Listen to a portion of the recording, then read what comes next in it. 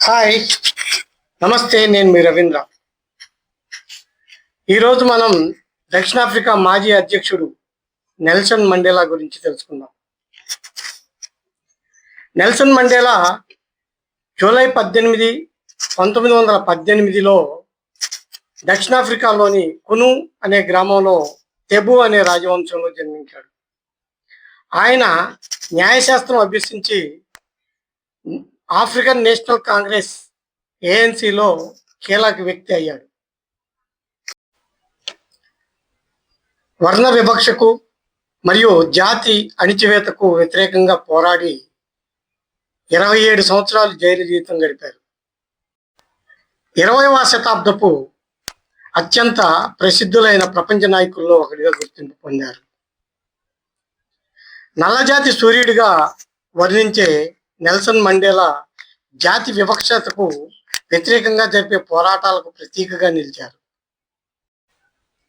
1990 ఫిబ్రవరి 11న కారాగారం నుండి విడుదలైన Nelson Mandela రాజకీయంగా తన లక్ష్యాన్ని సాధించడానికి, దేశంలోని జాతుల మధ్య వైరాన్ని నివారించడానికి, అందరి మధ్య సయోధ్య పెంచడానికి కృషి చేశాడు. తన పూర్వపు ప్రత్యర్థుల నుండి సైతం ప్రశంసలు అందుకున్నాడు నెల్సన్ మండేలా. 100కు పైగా పురస్కారాలు, సత్కారాలతో వివిధ దేశాలు, సంస్థలు నెల్సన్ మండేలాను గౌరవించాయి. వీటిలో 1993లో లభించిన నోబెల్ శాంతి బహుమతి అన్నిటికంటే ముఖ్యమైనది. మహాత్మా గాంధీ బోధించిన శాంతియుత విధానాలు, అహింస, శత్రువును సంస్కారయుతంగా ఎదుర్కొనే పద్ధతి తనకు ఎంతో స్ఫూర్తినిచ్చాయని నెల్సన్ మండేలా పలుమార్లు పేర్కొన్నాడు.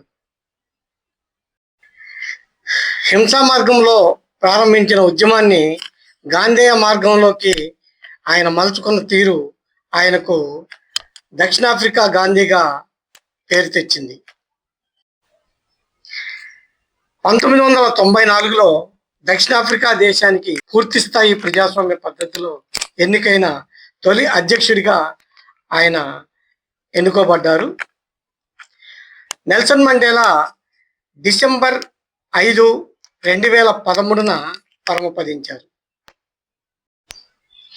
ఈ వీడియో నచ్చితే లైక్ చేయండి, షేర్ చేయండి, కామెంట్ చేయండి. అన్నిటికంటే ముఖ్యంగా రవి టాక్స్ 146 సబ్స్క్రైబ్ చేయండి.